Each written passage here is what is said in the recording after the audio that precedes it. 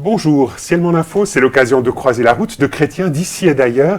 Cette semaine, nous vous proposons de rencontrer une réalisatrice de documentaire qui s'est penchée sur un mouvement qui s'appelle Jeunesse en mission. Estelle Romano, bienvenue sur ce plateau de Ciel Mon Info. Merci. Alors, vous êtes infirmière en psychiatrie de formation et depuis quelques années, vous donnez dans la réalisation de films. Et avec Daniel Marsh, vous venez de sortir le premier épisode d'une série que vous avez intitulée Parfum de foi, une série qui s'intéresse à un mouvement qui s'appelle Jeunesse en mission. Alors, pourquoi cette série autour de ce mouvement ? Alors, je dirais que pour ce documentaire, au départ, on n'était pas parti sur Jeunesse en mission. On voulait interviewer des héros de la foi moderne et on avait pensé à plusieurs organisations ou toutes sortes de gens et on s'est dit non mais en fait Jeunesse en mission, il y a tellement d'histoires depuis 60 ans d'existence qu'on va se fixer là. Jeunesse en mission, en deux mots, c'est un mouvement que vous connaissez de l'intérieur. En quoi est-ce que ça consiste ? Alors, Jeunesse en mission, en fait, ce mouvement a été créé il y a 60 ans. On vient de célébrer son anniversaire. La focale de Jeunesse en mission, premièrement, c'est l'évangélisation. Ça, c'est vraiment le point fort. Ensuite, c'est la formation. Et le troisième point, c'est l'aide humanitaire. Jeunesse en mission est établie dans 150 pays. Et depuis 60 ans, il y a des milliers de jeunes qui ont été à Jeunesse en mission et qui sont partis dans les nations évangéliser. Ce qui est peut-être important de mettre en avant, c'est que c'est un mouvement qui fonctionne sur le bénévolat. On n'est pas du tout salarié lorsqu'on s'engage dans un tel mouvement. Tout à fait. C'est bien ça. Exactement. Tout le monde doit pourvoir à ses propres ressources financières. Alors, vous avez été bien aimable de nous permettre d'utiliser quelques séquences de votre premier épisode de cette série qui s'appelle Parfum de foi. Et la première séquence que nous avons choisi de projeter, elle illustre le parcours d'un monsieur qui s'appelle Dax Fierce. En deux mots, qui est-il ? Alors Dax, c'est le coordinateur de End Bible Poverty, c'est-à-dire lutter contre la pauvreté biblique. Oui, exactement, de la Bible. En fait, que le but de ce ministère au sein de Jeunesse en Mission, c'est que tous les peuples, toutes les nations aient une Bible entre les mains ou en audio. Donc c'est vraiment, ça c'est le rêve d'ailleurs du fondateur, c'est que tout le monde entier puisse avoir lu la Bible une fois dans sa vie. Alors ce qui est intéressant, c'est que ce Dax Fierce, il est allé dans une région particulière de la planète. Oui, ils sont partis, un petit groupe dans l'Himalaya, vraiment un petit village où il y a 10 personnes. Et ils ont distribué des Bibles audio. Donc c'est voilà, des petites puces qu'on met en fait dans les téléphones et puis les personnes peuvent écouter la Bible en audio ou bien évidemment recevoir une Bible par papier, quoi. Alors je vous propose de voir cette première séquence. As they were praying, a little girl started pushing through the crowd and she actually brought this note here. The note said, "Can I have one of the book of the Bible?" This really impacted me, that a girl around 10 years old wanted a Bible so bad that she had someone write on a note and take it to one of our team members. And we actually had already handed out all the Bibles. Just reminded me how much I take having a Bible in my language and a Bible available to me anytime I want, either on my phone or back home. I take that for granted sometimes. A few years ago, a team and I went up to a village or very remote district up in the Himalayas. We were able to give an audio device to a woman in the village, and she told us the next day, she says, as I listened to these words on this audio device, I cry. And she said, I didn't know why I cry, but I was sitting there thinking, I cry because this is the truth.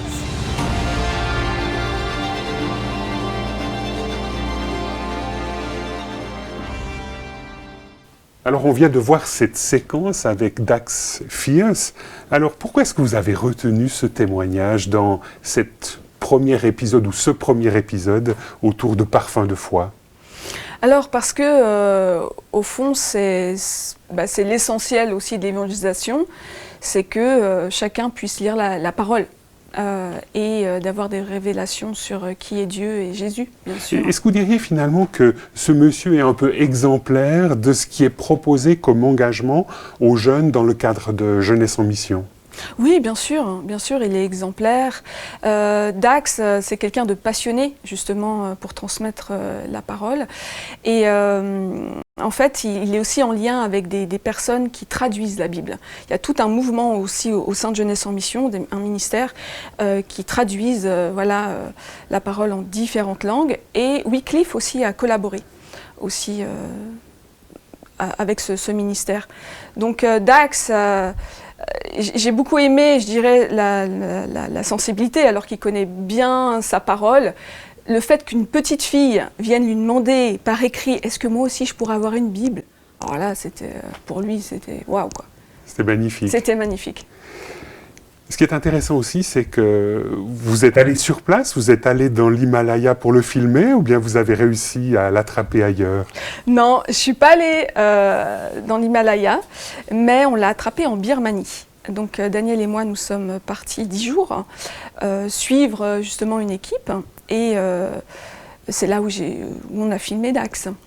Donc ce premier épisode, si plutôt les gens qui sont engagés dans l'évangélisation, comme vous disiez, ou dans la mission, les suivants porteront sur quel thème ou sur quel axe du travail de Jeunesse en Mission? Oui, alors c'est vrai que le premier, je dirais, c'est un peu le fondement. Jeunesse en Mission, c'est vrai que c'est basé sur aller dans toutes les extrémités de la terre. Le commandement de Jésus est fait de toutes les nations, les disciples. Donc là, on s'est vraiment focalisé sur les évangélistes, on va dire, ceux qui sont vraiment passionnés.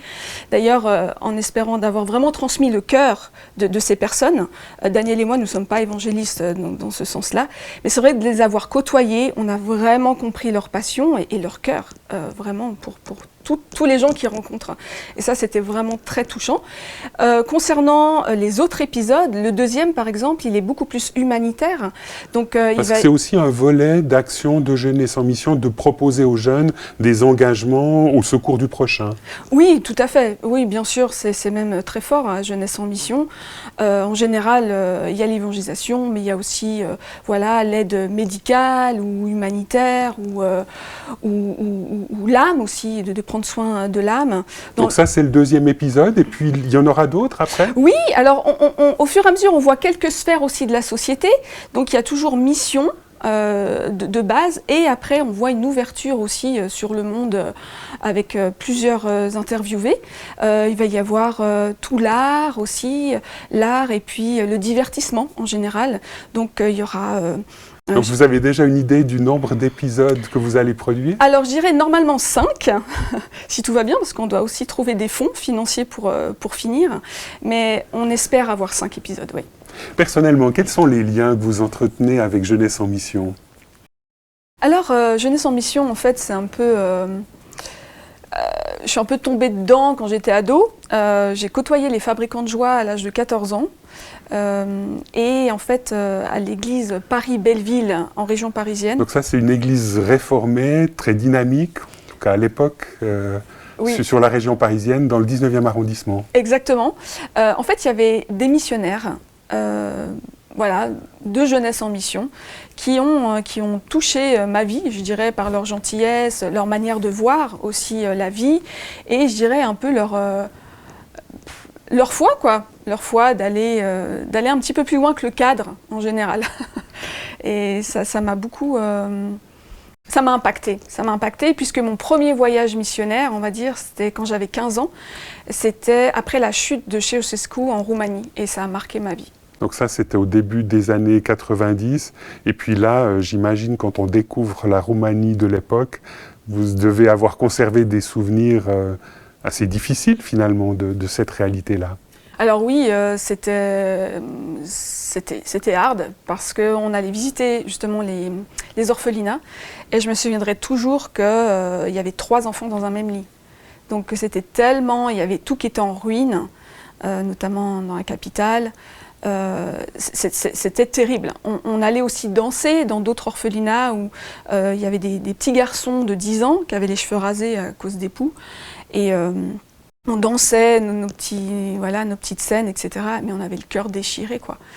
Et je me souviens que le personnel nous avait fait des beignets, nous avait vraiment accueillis comme ils le font très bien. Et quand les petits se sont passés à table, en fait, ils avaient des pâtes avec rien dessus. C'était que des pâtes et ils ne parlaient pas. Ils n'avaient pas le droit de parler. Et là, quand on a 15 ans, qu'on vient d'un pays riche, ça remet l'église au milieu du village. Et ça a marqué vraiment ma vie. Vraiment. Et vous diriez que ça vous a incité après à faire d'autres choses avec Jeunesse en Mission ? Oui, disons que j'allais justement à Paris-Belleville, je continuais tous les mois, je crois, avec les fabricants de joie, avec ces missionnaires. On allait déjà dans les rues à Paris, on faisait de l'évangélisation, on faisait pas mal d'art au travers des chants, des danses, etc. J'aurais voulu faire ce qu'on appelle une école de disciples, donc c'est 6 mois de formation. Mais mes parents m'ont dit non, tu passes ton bac et après tu feras ce que tu veux. Donc j'ai passé mon bac, mais en fait après j'ai pas refait Jeunesse en Mission, je me suis mariée et j'ai complètement oublié tout ça. Mais plus tard, vous avez renoué, alors que vous étiez dans la trentaine, c'est ça ? Oui, j'avais 33 ans et j'ai fait une école de disciples. Et là, vraiment, tout s'est de nouveau éveillé en moi avec cette grande passion qui m'habitait au fond. Alors, le premier épisode de votre documentaire a aussi la richesse de nous présenter le fondateur de Jeunesse en Mission, Loren Cunningham. Qu'est-ce qu'il représente pour vous ? Est-ce que dans le cadre de Jeunesse en Mission, c'est vraiment un peu la figure paternelle ? Oh oui, et puis en plus, aujourd'hui, il a 85 ans, donc c'est le grand-père même. Oui, Loren, c'est un personnage. Je veux dire, c'est lui qui a eu cette vision de Jeunesse en Mission, qui a reçu ça de Dieu. Il a reçu vraiment ces vagues de jeunes de partout dans le monde qui allaient partir en mission. Parce qu'on peut peut-être juste dire qu'aujourd'hui, il y a plus de 15 000 permanents dans le monde qui sont en lien étroit avec Jeunesse en Mission. Oui, même 30 000. Même 30 000. Oui, 30 000. C'est juste énorme. Donc, c'est pas... Voilà, c'est une vision, mais au fond, pour moi, c'est ça qui m'ébahit, c'est que, ok, c'est reçu d'un homme, mais au fond, c'est vraiment de Dieu. Je veux dire, tous ces jeunes qui viennent par milliers, qui doivent trouver leurs moyens financiers pour aller dans cette vision, c'est extraordinaire, quoi. Alors, je vous propose de voir un deuxième extrait de votre documentaire avec justement Loren Cunningham qui nous parle un peu de la manière dont tout a commencé, notamment à Kona, sur l'île d'Hawaï. On regarde cela maintenant. Here we are on the beautiful island of Hawaii. Our first stop is in Kona to visit Loren and Darlene Cunningham, the founders of Youth with a Mission. They had impacted people's lives all over the globe and yet maintained an unpretentious lifestyle. I am fine. Good to see you as well. Hi, good come in. If you had a chance to sit down with them, you'll know there's never a dull moment. Loren always has a new story from his last trip, and we were amazed how they heard God's voice so well. He said, I want you to go to Hawaii. I said, when, Lord? He said, tomorrow, continental noon flight. So I called them, and they said, yes, we have a noon flight, exactly noon tomorrow, and it's a 747. I said, I want on that plane. They said, oh, I'm sorry, it's already fully booked. I said, well, put me on the waiting list. And then a little pause, and they said, we're sorry, that's full too, but there is one at 4:30. And I thought, well, at least I got part of that right. Okay. Next morning, Lord said to me, I didn't say 4:30, I said noon, Lord. I got a carry-on bag, went to the airport, bought an open ticket. They said, you can't get on the plane. I said, I know. And so I went out to the gate, handed it to the guy at the desk there by the gate, looked up, and there's a big 747 right there. And he looked at it and he said, you don't have reservation. I said, I know, but I want on that plane. and he's trying to give me my ticket back, and I backed up and smiled at him. You know, we've boarded the plane. It's full. So you can stand in line. I said, if you don't mind, I don't like lines. Can I sit over? He said, do what you want to. So I went over and I found a row of seats, and there was one right on the end that was right by the entry, you know, the ramp into the plane. So I sat on that one. And then I leaned forward and kept looking up. See, when you obey the Lord, you go as far as you can, and then you lean forward. In other words, you do just a little bit more in anticipation of what God's going to do. So I'm leaning like this. Man came down, halfway down, he pointed at me and said, Mr. Cunningham? I said, yes, get on board. I walked on, he went the other way, and the lady at the door said, why are you coming? There's no room, and we're already full. I said, well, the agent told me to get on board. And so she said, well, go back and talk to the purser. And I looked back there and saw him, and he saw me, and I was coming toward him, and I'd asked God ahead of time, Lord, I'd like a window seat. Look, no seats, no seats, no. He found one, pointed at it, I climbed in next to the window. I put my suitcase underneath where we're backing up already. I buckled up, and I said, God, why do you want me to go to Hawaii? I had no idea. Estelle Romano, on vient de voir Loren Cunningham. C'est assez intéressant de voir comment est-ce qu'il parle de la foi et de son engagement. Est-ce que vous diriez que, du point de vue de sa spiritualité, il est vraiment exemplaire de ce qui est encouragé à être vécu par les gens qui s'impliquent dans Jeunesse en Mission? C'est cette foi finalement qui provoque un peu des occasions surprenantes, qui quelque part met en route et sort un peu d'une certaine routine. Oui, tout à fait. C'est vrai qu'il provoque dans ce sens de la foi. Après, exemplaire, je ne mettrai jamais personne sur un piédestal. Mais c'est vrai qu'au niveau de sa foi, il est exemplaire. J'ai eu l'honneur de l'interviewer. Et vraiment, c'est un monsieur qui a une relation même avec son Dieu et une foi qui m'a scotché. Donc, je dirais par rapport à ça, oui, et de toutes ses expériences de vie, parce qu'il a écrit plusieurs livres où il raconte en détail comment Dieu a répondu aussi à différents événements à Jeunesse en Mission. Qu'est-ce qui vous frappe dans sa spiritualité, dans sa manière d'être en relation avec Dieu? Alors, ce qui me frappe, et d'ailleurs ce qu'on a mis dans l'histoire, c'est comment il entend la voix de Dieu, hyper clairement, mais il parle comme un ami. C'est-à-dire qu'il n'y a rien de compliqué, c'est fluide. Et ça, c'est juste dingue. Alors on peut dire, ouais, c'est un peu extrême, le Seigneur lui dit midi, pourquoi il ne pourrait pas prendre l'avion à 3 heures? Bien sûr qu'on s'est posé ces questions, mais voilà, ça fait partie de Loren, et qu'il a appris en fait de reconnaître cette voix de Dieu et de lui obéir. Au fond, je pense que c'est des petits tests aussi de la part de Dieu, c'est comme ça que je l'interprète, pour ensuite développer ce qu'il a pu développer, et puis au niveau de sa foi, et donc transmettre aussi ces choses à Jeunesse en Mission, à tous les jeunes. C'est dans ce cadre, dans le cadre de Jeunesse en Mission, que votre rêve de travailler dans le monde des médias a éclos, c'est bien ça? Oui, disons que j'ai fait une formation à Jérusalem, tout d'abord, et puis après j'ai atterri justement à Hawaï, quelle chance, n'est-ce pas? Et là j'ai connu un studio, Innovision Studio, et c'est là qu'au fond j'ai travaillé pour eux, donc sur cette base, on va dire cette université des nations, ce qu'on appelle l'université des nations à Kona. Donc c'est un grand centre qui a été fondé et qui appartient à Jeunesse en Mission. Voilà, c'est là l'histoire aussi qu'on raconte dans le film. Effectivement, il n'y avait rien du tout. À la base, il n'y avait rien, c'était nada. Et aujourd'hui, c'est un centre qui accueille par semestre 800 étudiants, donc c'est juste énorme. Donc il y a cette formation de disciples et ce qu'on appelle l'Université des Nations, donc un cursus qui va plus loin que la formation de base. Et dans ce cadre-là, il y a une formation audiovisuelle dans laquelle vous avez pu vous impliquer? Alors, Oui, c'est ça. En fait, moi, j'étais staff dans ce studio. Et au fond, j'avais cette impression qu'il fallait que je m'engage dans les témoignages. Et plusieurs personnes m'ont dit « Ah, mais tu sais, ça marche pas, les témoignages. » Je dis « Ah bon ?» Mais c'était plus fort que moi. Donc, j'ai quand même essayé. Donc, quand vous dites témoignage, c'est filmer quelqu'un qui raconte une tranche de vie. Oui, exactement. Une tranche de vie, alors là, spécifiquement avec son Dieu.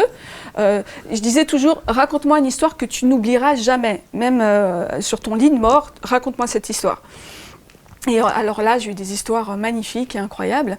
Et du coup, ça fait exploser la communication au sein de YWAM Kona. Et donc YWAM, c'est Jeunesse en Mission en anglais. Oui, c'est Jeunesse en Mission en anglais. Voilà. Exactement. Et puis vous avez eu l'occasion, parce qu'on va le voir tout à l'heure, de faire l'interview d'un monsieur qui a été emprisonné pendant 9 semaines en Iran. Oui, Dan Bowman, qui est un homme aussi extraordinaire, de gentillesse et d'humilité, que j'ai eu l'honneur aussi d'interviewer de par sa vie. Alors je vous propose de voir cette nouvelle séquence maintenant. Tout au long de ma vie, j'ai vu à l'œuvre la bonté de Dieu et la puissance de son amour. Une des manifestations les plus marquantes a eu lieu lorsque j'étais en prison en Iran. J'avais été condamné 2 fois à la peine de mort. Je ne savais pas comment j'allais m'en sortir. L'un de mes plus grands défis était de mettre en action l'amour de l'ennemi que le Christ m'invitait à pratiquer. J'avais été battu quotidiennement par l'homme qui m'interrogeait, et c'est au travers de cela que le Seigneur me lançait le défi d'aimer ce bourreau. Il me demandait de regarder cet homme au travers de ses yeux. Dans un premier temps, cela me semblait impossible, parce que, à ce moment-là, tout tournait autour de moi. Mais petit à petit, le Seigneur a changé mon cœur. J'ai commencé à bénir cet homme et à l'aimer. Je n'ai jamais oublié le dernier jour où je l'ai vu. Je n'avais nullement à l'esprit que ce serait la dernière fois que je le verrais. Comme d'habitude, il m'a emmené dans la salle d'interrogatoire où il y avait des taches de sang sur le sol. J'avais peur. Ce jour-là, l'amour et la puissance de Dieu m'ont envahi. Je l'ai regardé et je lui ai dit « Monsieur, si je ne dois pas vous revoir pendant le reste de ma vie, devenons amis. » Il s'est moqué de moi et a dit « Jamais !» Je me suis à nouveau adressé à lui « Monsieur, commençons par échanger nos noms et devenons amis. » Nous n'avions jamais échangé nos noms parce que cela n'était pas permis. Lorsque je lui ai tendu ma main pour serrer la sienne, il s'est figé. Il a commencé à regarder tout autour de la pièce. Lorsqu'il s'est mis à regarder tout autour de la pièce, sa main est sortie de sa poche, il l'a tendue vers moi et il a secoué ma main.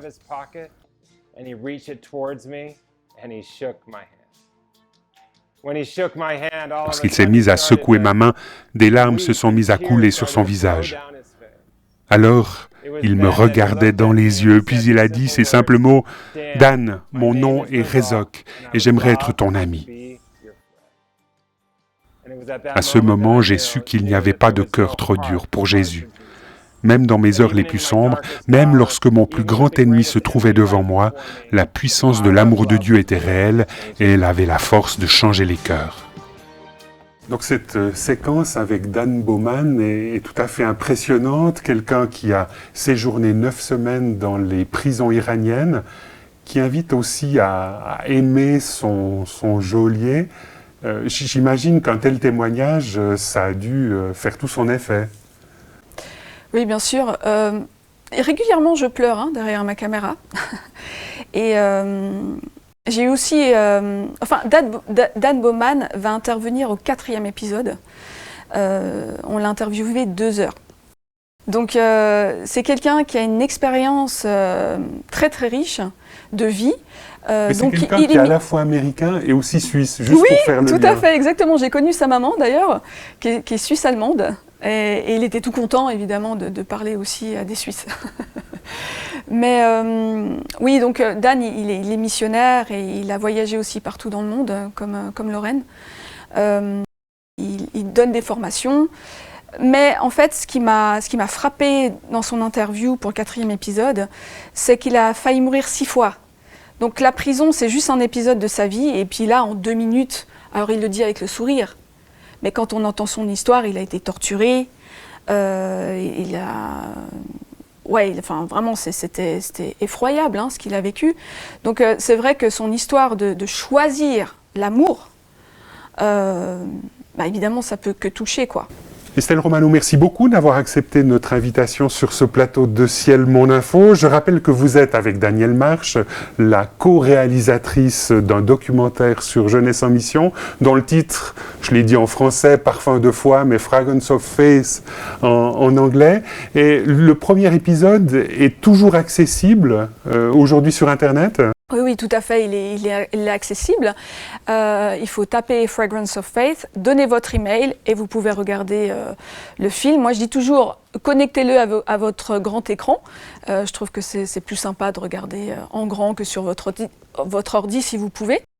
Parce qu'effectivement, les images que vous avez prises sont magnifiques. Il y a des effets de drone, on est même en avion à certaines reprises avec des magnifiques vues sur les régions que vous avez visitées. Oui, alors il y a Verbier, principalement sur la ligne narrative. Et puis après, on a récupéré aussi de certaines personnes en Birmanie, où on était en équipe, etc. Donc c'est une belle collaboration. Je dirais que principalement on a filmé, mais on a aussi récupéré des images. Donc à voir sur grand écran et pas sur un écran d'ordinateur. Madame, Monsieur, nous espérons que cette émission vous aura intéressé. Au revoir et à bientôt.